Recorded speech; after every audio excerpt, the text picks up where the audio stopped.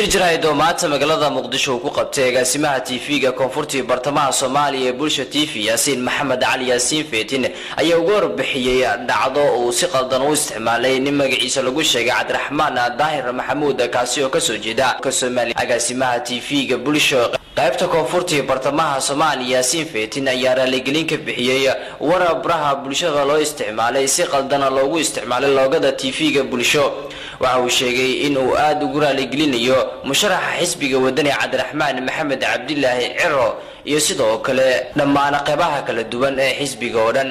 waxaan shirkan jaraa'id u qabtay maanta dhacdo shalay ka dhacday magaalada Muqdisho oo uu soo maleegay in la yiraahdo Cabdiraxmaan Daahir oo ka soo jeeda magaalada Hargeysa ayaa wuxuu sameeyay inuu dad dhowr qof ah uu ka soo ururiyay magaalada Muqdisho isla markaana isugu keenay meel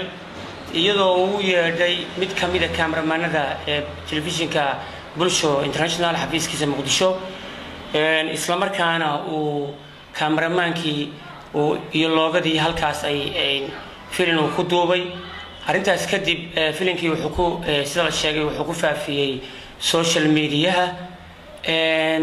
waxaanu arintaa ka cudur daaraynaa isla markaana raaligelin ballaaran ka bixinaynaa una sheegaynaa in arintaasi ay tahay la geliyay loogadayada loo isticmaalay iyo kaameramaankayaga mid runtii aanu aad uga xunnahay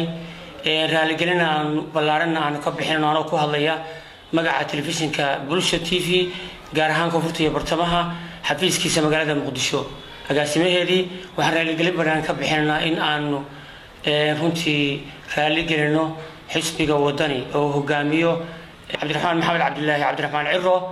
Bartamaha Soomaaliya ee Bulsho TV ayaa sidoo kale ka hadlaya ujeedka uu isticmaalay Cabdiraxmaan Daahir Maxamuud oo ka soo jeeda Somaliland.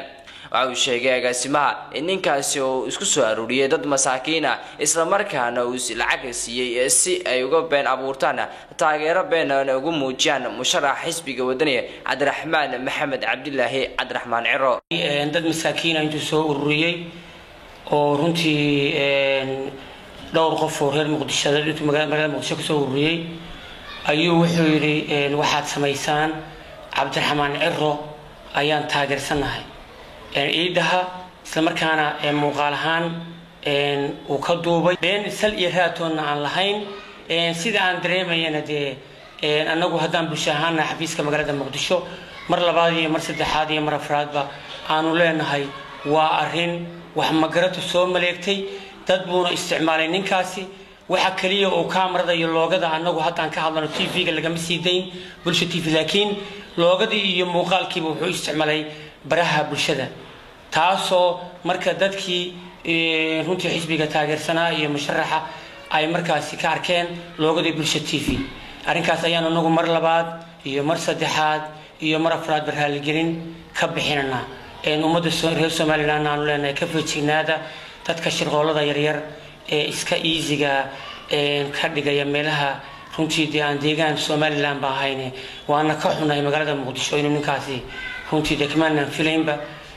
waana arin yaro iska runtii miinara aan laguna dhaawacayn xisbigaas wadani anaga xisbiyadu way noo sameeyeen TV-guna runtii waa TV dadka Soomaaliga ku hadla bulshada Soomaaliyeed u shaqeeya. Liban Maxamuud Sheekh Bulsho TV magaalada Muqdisho.